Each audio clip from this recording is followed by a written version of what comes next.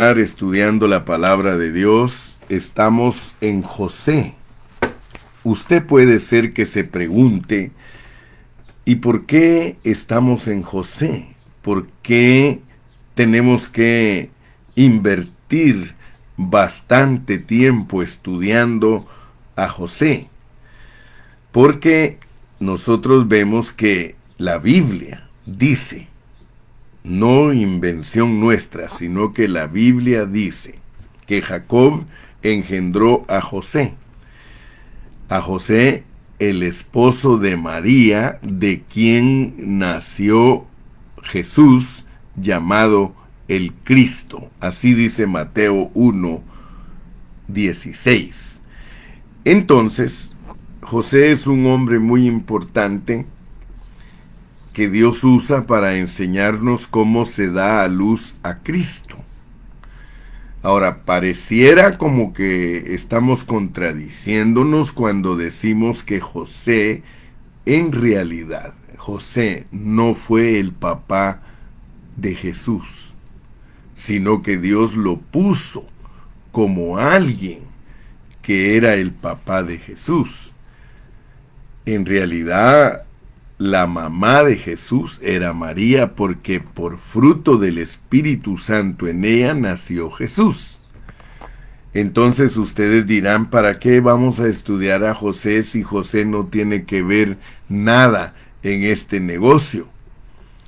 Precisamente por eso es que quiero que usted se dé cuenta que el dar a luz a Cristo no tiene nada que ver con el hombre natural. Pero Dios le atribuye porque José aparece como el padre de Jesús. Entonces, se podría decir que en una manera técnica, José es el que cría a Jesús. Y hay un dicho por ahí que corre entre toda la humanidad: no es padre el que engendra, sino el que cría. Así que, técnicamente hablando, el papá de Jesús es José, porque él lo crió, él le enseñó. De hecho, ustedes saben que la historia es bien simple: de tal palo, tal astilla. O sea que José era carpintero y su hijo fue carpintero.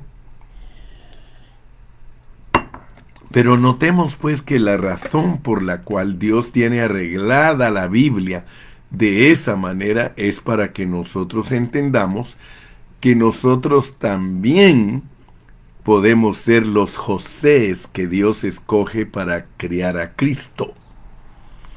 O sea que nosotros podemos ser tomados en cuenta por Dios para que nazca Jesús. Aleluya. Aunque el milagro de que Jesús nazca en nosotros no nos pertenece a nuestra naturaleza, sino que es algo soberano, algo que viene de Dios. Por eso es que no solamente podemos ser José, sino también podemos ser María.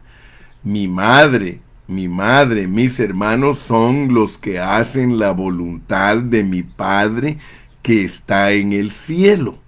Entonces usted va a ir entendiendo cómo funciona la palabra, porque si no, de balde estudiamos, hermano. Si usted no pone atención a los secretos que están escondidos en la palabra, usted no va a comprender la palabra. Y todo el tiempo va a vivir como una persona con incógnitas, con desatinos. Hermano, siempre va a ser una persona con enigmas que no puede resolver. Pero si usted pone atención a la palabra de Dios, la palabra de Dios se nos vuelve sencilla. Ahora bien, quiero empezar en esta mañana, después de haber orado por mi hermana Enriqueta y después de haberme introducido con estas palabras de lo que es ser un José. Quiero que vea algo también de parte de nosotros como los predicadores. Nosotros los predicadores tenemos que adquirir mucha sabiduría de Dios para poder enseñar su palabra. Vamos a ir a Eclesiastés para introducirnos con una palabra de sabiduría. Eclesiastés capítulo 12, y vamos a leer los versículos 9 y 10. Eclesiastés 12, 9 y 10. Y ahí dice: y cuanto más sabio fue el predicador, tanto más enseñó sabiduría al pueblo, e hizo escuchar, e hizo escudriñar, y compuso muchos proverbios. Procuró el predicador hallar palabras agradables y escribir rectamente palabras de verdad. O sea que nosotros, como predicadores, y esto nos lo dice la palabra de Dios, debemos encontrar términos, debemos encontrar palabras para que los hermanos nos entiendan. Hay un dicho que también usa el mundo y que está en la Biblia. Dice: entenderá el entendido. Fíjese que si nosotros buscamos las palabras correctas para darnos a entender, por muy escasa de erudición que esté una persona, por muy escasa de intelecto, porque no todas las personas tienen el mismo intelecto desarrollado, algunos tienen menos capacidad. De hecho, Dios nos pone a todos como de 1 talento, de 2 talentos y de 5 talentos. Entonces, sabiendo que hay diferentes capacidades de entendimiento en el pueblo de Dios, los predicadores debemos buscar palabras que les ayuden a los oyentes a discernir lo que se enseña de Dios. Así que, con esos puntitos de introducción, vamos a continuar tocando a José. Vamos a continuar estudiando a José. Pero ya le puse ciertas basecitas por ahí. No las ignore. No las ignore. La Biblia está arreglada divinamente para que nosotros entendamos. Si José no es el padre directo de Cristo, usted tiene que entender entonces que este asunto de dar a luz a Cristo no es procedente de nuestro hombre natural. No procede de esa manera. En nuestro ser natural nosotros estamos acabados, terminados, somos un fracaso. Pero todo lo podemos en Cristo que nos fortalece. O sea que nosotros necesitamos vivir a alguien diferente y eso se llama regeneración. Nosotros necesitamos ser regenerados. Nosotros fuimos generados en o por nuestros padres. Pero Dios a nosotros no nos está pidiendo que nuestra generación sea buena. Es más, a Israel le llamó generación perversa y adúltera. Ellos no comprendieron que tenían que vivir a Jesucristo. Tenían que ser sustituidos. Todos los hombres necesitan ser sustituidos. Por eso es que el hombre natural, Dios no le está pidiendo absolutamente nada. Y por eso tenemos que tener cuidado, porque muchos creen que Dios está buscando personas buenas. No hay ni uno bueno, no hay ni uno justo. Solo Jesucristo es el justo. Muy bien.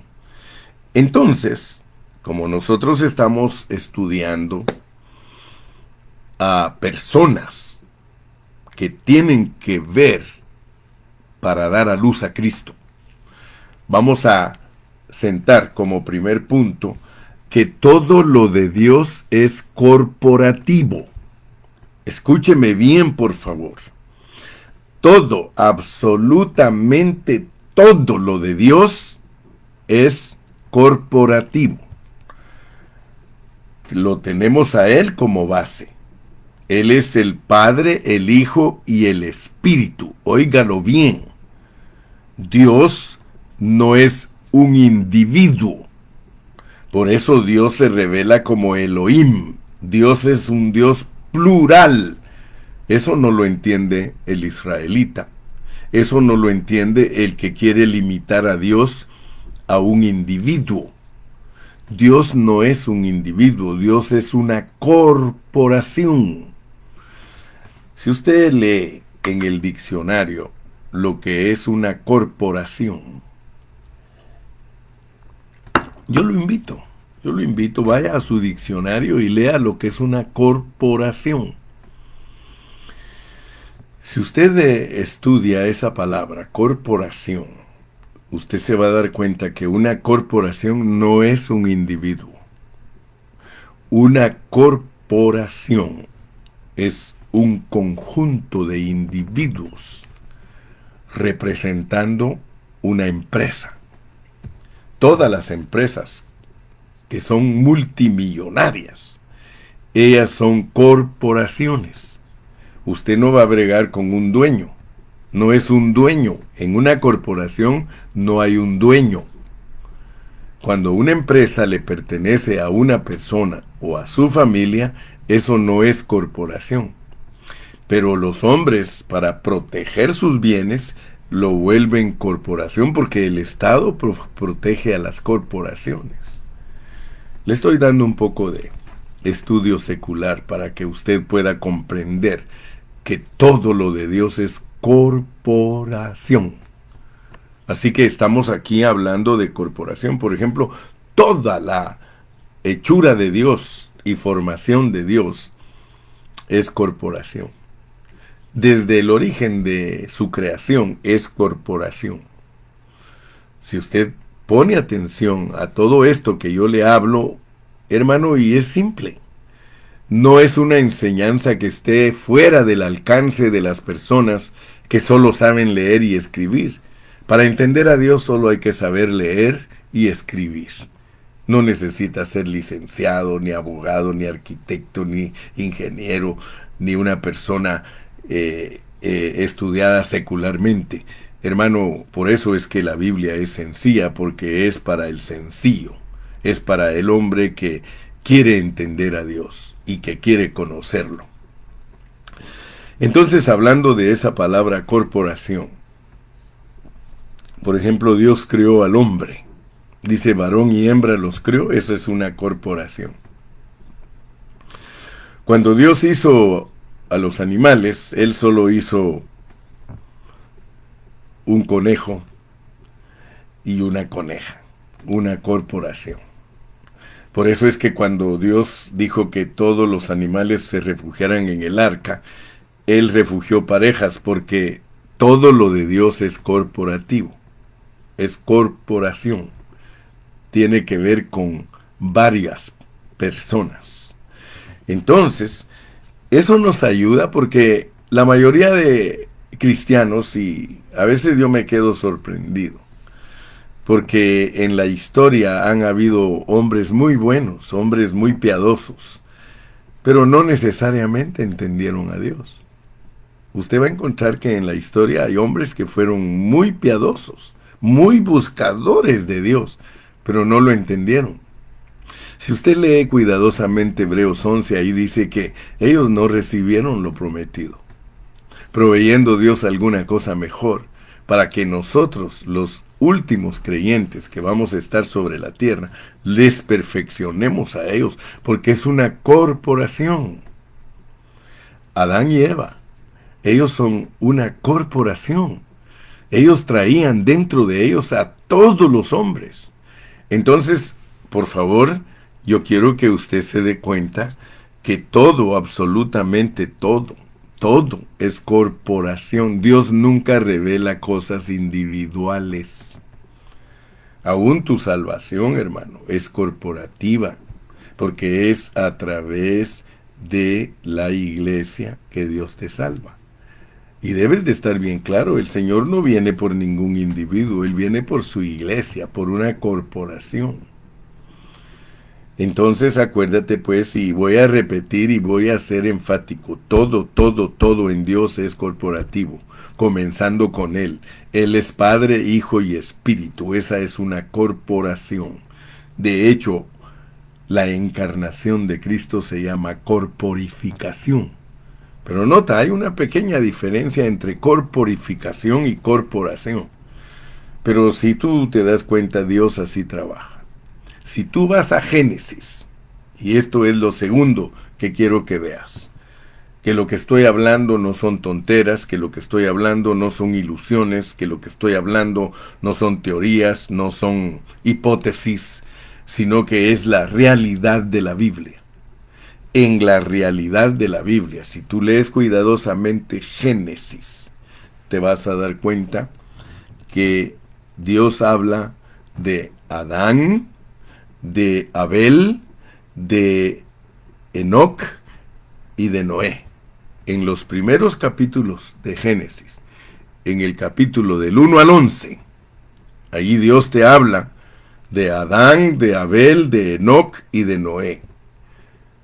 Si tú tomas a esos 4 hombres como individuos, entonces no vas a captar lo que Dios te quiere mostrar. Pero si tú los tomas como la corporación de Dios, porque eso es lo que Él quiere, que entiendas, su corporación. Y eso te va a quitar de muchas dudas, porque durante toda la historia se ha hablado que quién es el Padre, que quién es el Hijo, que quién es el Espíritu, que quién es la Iglesia.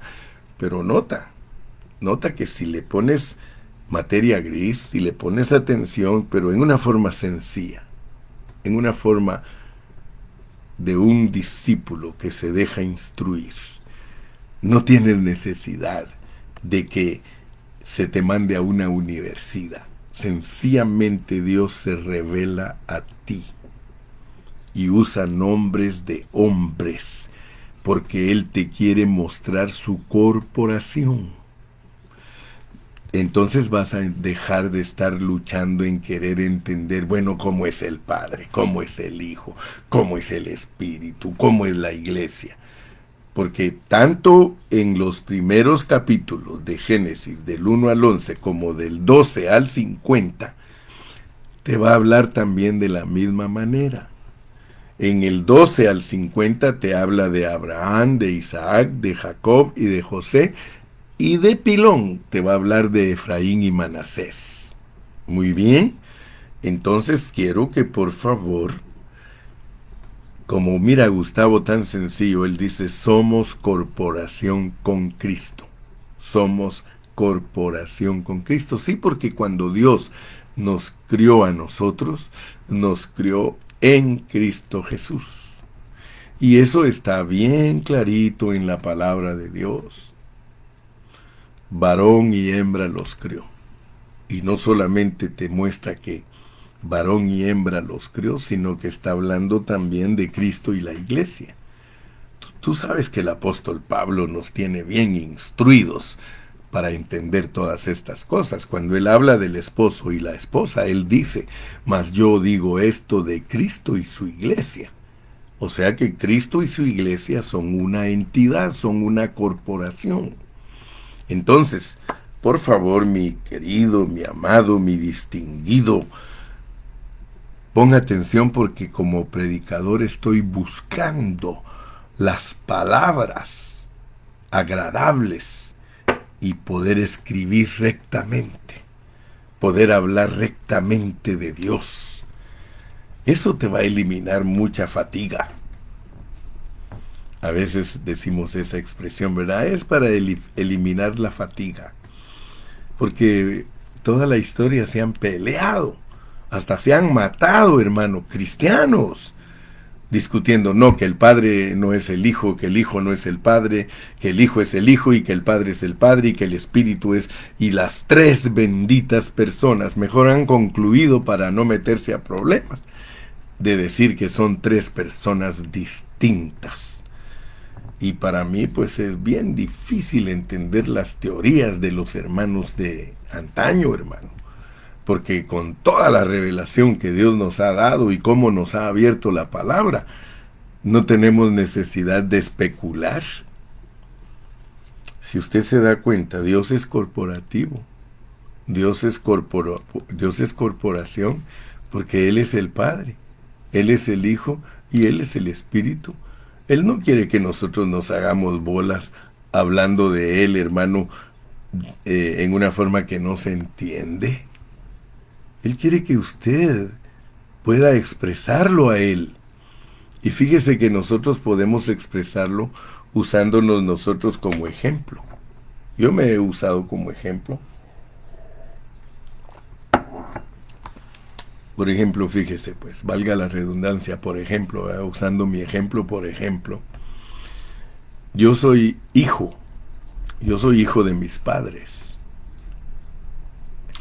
yo soy papá de mis hijos y yo soy nieto de mis abuelos, pero yo no soy tres personas, sino que yo tengo tres aspectos. Tengo tres aspectos. Y aún puedo sacar un cuarto aspecto si quiero ponerme como bisnieto, ya con mis tatarabuelos, mis bisabuelos, con ellos soy bisnieto, pero yo soy la misma persona.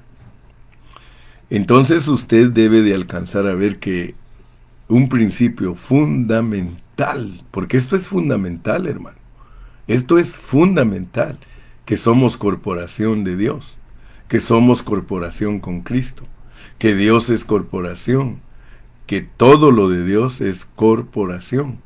Entonces, hermano, eso es fundamental. Dirá usted, bueno, hermano Carrillo, ¿y cómo es que usted se atreve a decir eso? Porque el predicador dice que procuró hallar las palabras. Yo estoy procurando hallar palabras para darme a entender y por supuesto que es posible que nadie las ha usado jamás. Puede ser que nadie de los cristianos que ha enseñado la Biblia se ha puesto a pensar en lo que yo estoy pensando, pero yo estoy buscando las palabras agradables y cómo escribir rectamente las palabras de verdad. Bueno, yo espero que usted esté considerándome hablar. Yo espero que usted no lo pase desapercibido, sino que usted pueda saber que esto es verdad, dice. Y cuanto más sabio fue el predicador, tanto más enseñó sabiduría al pueblo. E hizo escuchar, e hizo escudriñar. Mire, yo no solamente los he hecho que me escuchen, yo los he hecho que ustedes escudriñen, hermano. Y eso nos da la habilidad de componer muchos proverbios. O sea que Dios nos da la inspiración y podemos componer muchos proverbios. Bueno, como hemos señalado, porque estoy en José, Abraham, Isaac, Jacob y José nunca deben ser considerados como individuos separados. Si usted los considera como individuos separados, usted no va a atinarle a la verdad de Dios. En vez de eso, ellos representan cuatro aspectos de un santo maduro y completo. De un santo maduro y completo. Mire, cuando yo era hijo, yo tuve tantos problemas, hermano. Yo hice sufrir a mi mamá. La hice sufrir mucho porque yo era hijo. Pero de repente, hermano, yo me convertí en papá. Y hay cosas que yo no las entendía cuando era hijo, hermano. Cero. Hay cosas que, mire, de verdad se lo digo. Yo no entendía muchas cosas cuando yo era hijo, pero cuando yo vine a ser padre, empecé a entender cosas y no necesariamente llegué a ser otro individuo, sino que un individuo en diferente grado, ya desarrollándome. Entonces, cuando ya tuve a mis hijos, dije yo, híjole, yo la regué en esto, la regué en aquello, no hice bien, no cuidé a mi mamá como debería de haber cuidado y protegido y honrado, pero hasta que tuve hijos. Pero aún así, hermano, no tenía toda la experiencia. Pero cuando yo vine a ser abuelo, ya cuando tuve nietos, hermano, me di cuenta que no les di a mis hijos todo el cariño y el amor que un abuelo tiene, hermano. Y ya no digamos, hermano, cuando uno es bisabuelo, que hasta le dicen bizcabuelo, hermano, porque creen que uno está visco. Pero la realidad es esa, hermano, que la corporación, hermano. Es muy importante para nosotros entenderla. Entonces, nosotros queremos aprender cómo está en el corazón de Dios. Fíjese que en esos 4 personajes, Abraham, Isaac, Jacob y José, en ellos podemos ver cómo se desarrolla la madurez de un hijo de Dios. Porque cuando llegamos a José, él nos muestra el aspecto maduro, el resultado de un Jacob que maduró. Fíjese que la selección de Dios, el llamado de Dios, la justificación por fe, todo eso, hermano, se empieza a ver a través de ellos. O sea que si usted se da cuenta, y lo hago sencillo para que usted lo capte sencillamente, cuando usted empezó su vida cristiana, usted era un bebecito, usted era un hijo, un hijito, así le dice Juan, hijitos, usted tenía fe. Sí, sí, nos dice Juan, y esta es la fe, lo que vence al mundo. Vosotros habéis vencido al mundo porque sois de fe. Aleluya, hermano, mire, qué precioso.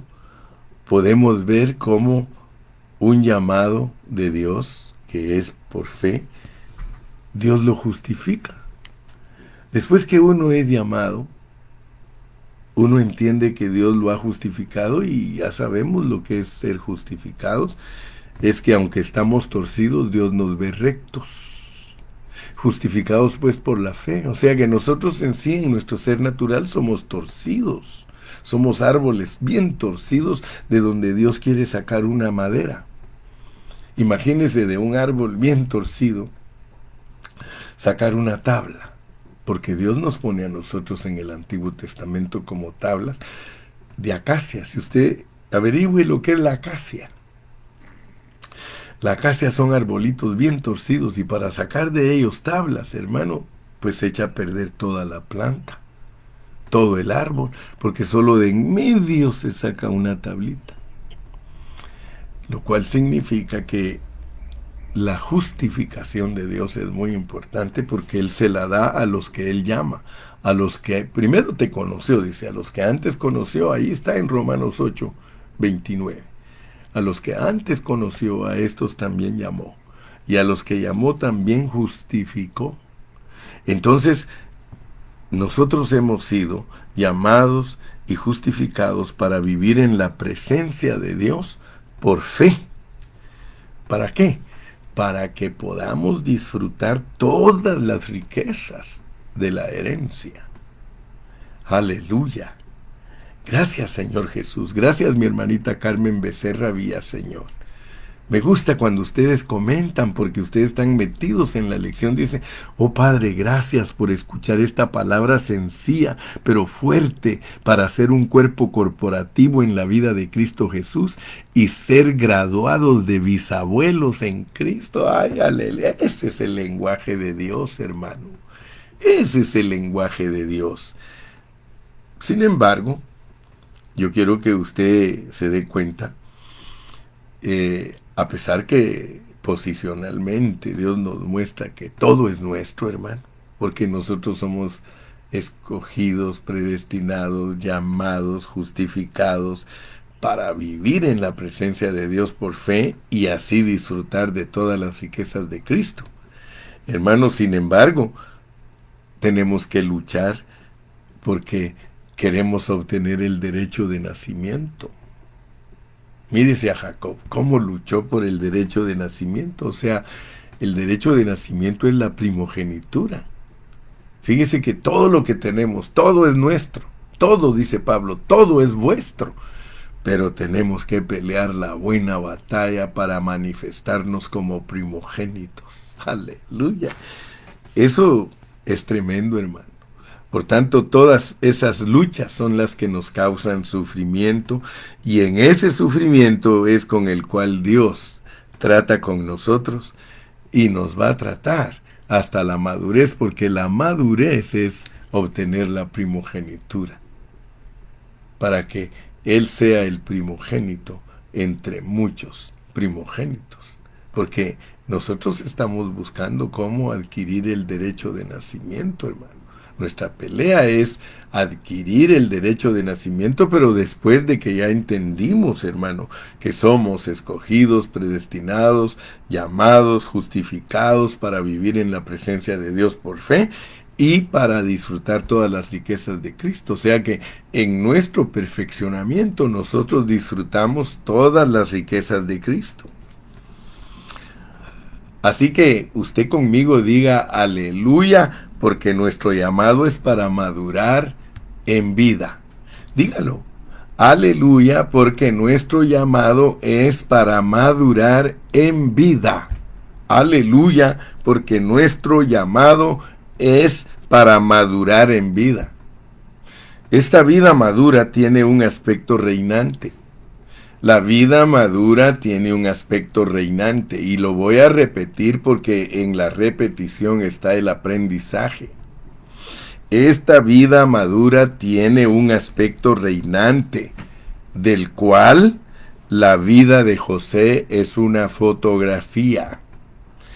Esta es la razón por la cual en Génesis José es tan excelente y tan maravilloso, porque José representa a Israel, el aspecto maduro de Jacob. Y como usted ya me está entendiendo cada día más, entonces nosotros estamos profundizándonos en esta palabra maravillosa. Lo que vemos en José es simplemente una sombra. En la realidad es la constitución de Cristo en nosotros, los creyentes del Nuevo Testamento. Todos somos Jacob, pero llevamos dentro de nosotros la constitución de José, la constitución de Cristo. ¿Quién puede decir que Jacob no tenía a José dentro de él si él iba a ser su hijo? ¿Quién puede decir que no tenía allí adentro en sus lomos a José? Jacob tenía a José en sus lomos. Eso significa que nosotros tenemos a Cristo en nuestros lomos. Dentro de nosotros viene un José. Un día nacimos de nuevo. Se recuerda que un día usted nació de nuevo. Usted fue regenerado. Usted recibió la vida de Dios dentro de usted. Desde que fuimos regenerados, hemos recibido la vida de Dios dentro de nosotros. Cristo fue constituido dentro de nosotros, y con el tiempo, ese Cristo se vuelve nuestra constitución. Eso sucede en nuestro espíritu. Lea conmigo 2 de Timoteo 4:22, porque nosotros tenemos que estar claros de todo este asunto. Nosotros tenemos que enseñar este asunto, pero lo debemos enseñar, como dijo nuestra hermana Becerra, en una forma sencilla pero profunda. Nosotros, por eso yo le estoy dando a usted todas las bases para que usted tenga un hablar divino, para que cuando alguien lo escucha, aunque le diga al principio yo no te entiendo, no hay problema. Las cosas de Dios no se entienden así tan fácilmente, pero con el tiempo se van entendiendo. Entonces, veamos pues que, de acuerdo a Pablo, en 2 de Timoteo 4:22, dice que Cristo está en nuestro espíritu. Cristo está en nuestro espíritu. Me gusta esa expresión de 2 de Timoteo 4:22, porque Artes la usa mucho. El Señor esté con tu espíritu. Él siempre nos saluda así. El Señor esté con tu espíritu. Dice, huye también de las pasiones juveniles y sigue la justicia, la fe, el amor y la paz con los que de corazón limpio invocan al Señor. Segunda de Timoteo 4:22, mi hermanita Ana, 4:22, pero también nos recuerda esto en el 2:22, huye de las pasiones. ¿Quién quita? Y Dios a veces nos tira un versículo para hablarnos porque andamos por ahí medios chuecos, entonces el Señor se confunde y nos pone pero el 4:22, el Señor Jesucristo esté con tu espíritu. Y ahora que te vuelvo a repetir que cuando hablamos de que el Señor Jesucristo está en nuestro espíritu, es la gracia. El Señor es la gracia y la gracia es el Señor. Esos términos en 2 de Timoteo 4:22 son intercambiables. El Señor Jesucristo esté con tu espíritu y la gracia sea con vosotros. Cuando yo le digo a alguien el Señor Jesucristo esté con tu espíritu, le estoy diciendo, o el Señor esté, sí, el Señor Jesucristo esté con tu espíritu, le estoy diciendo lo mismo, la gracia sea con vosotros. Tener a Cristo en nuestro espíritu es tener a la gracia con nosotros. Así que la gracia y el espíritu, la gracia y el Señor son lo mismo. Muy bien, vamos a seguir un poquito más adelante. Dice, el aspecto del Cristo constituido de nuestro ser regenerado. Oigan bien esto, por favor. Porque cuando estudiamos Mateo, hablamos de Mateo 5, 6 y 7 y hablamos de que esa es la constitución del Señor. Estamos diciendo que Mateo 5, 6 y 7 es la vida de Dios que nos constituye a nosotros para que de nosotros sea el reino. Bienaventurados los pobres en espíritu, porque de ellos es el reino de los cielos. Si nosotros queremos adueñarnos del reino de los cielos, nosotros tenemos que constituirnos de Mateo 5, 6 y 7. Si usted quiere ser perfecto, como nuestro Padre Celestial, usted tiene que vivir Mateo 5, 6 y 7. Esa es la constitución. Y aquí estamos hablando ahorita de ser constituidos. El aspecto del Cristo constituido de nuestro ser regenerado lo representa José. Está retratado en José, está tipificado por José, porque José representa el aspecto reinante de una vida madura y victoriosa. Fíjese que Dios nos ha llamado para ser victoriosos. Y de la única manera que un cristiano es victorioso es siendo maduro. No vaya a creer usted que esos dichos que se han inventado los cristianos suceden en una forma real en los cristianos, porque recuérdese cómo preguntamos, ¿quién vive? Y todos contestan, Cristo. Y a su nombre, gloria. Y los cristianos, la mera neta, y los cristianos derrotados, hermano. ¿Quién vive? Cristo. Y a su nombre, gloria. Y los cristianos, derrotados. Solo del diente al labio decimos, y los cristianos en victoria, porque nosotros mismos sabemos que no estamos en victoria, porque vivimos siempre peleando los unos contra los otros, quejándonos los unos de los otros. ¿Usted cree que eso es victoria, hermano? Eso es derrota. Los cristianos viven derrotados porque los cristianos se acostumbran solamente a mover los labios y a hablar sin pensar. Pero ahora, de aquí en adelante, cuando te digan quién vive, contesta que vive Cristo. Y te preguntan a su nombre, contesta con toda autoridad, gloria. Pero piénsala cuando te digan, ¿y los cristianos? Porque te están preguntando, ¿y los cristianos? Bueno, quiero que sepas que esta clase de vida, la vida de José, está registrada en la Biblia. La vida de José es una vida excelente.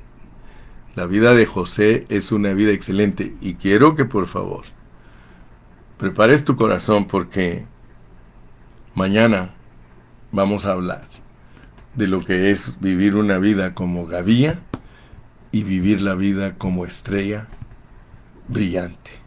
Así que la vida de José sirve para que nosotros entendamos lo que es vivir una vida victoriosa aquí en la tierra. Pero no te engañes, porque la vida victoriosa está aquí.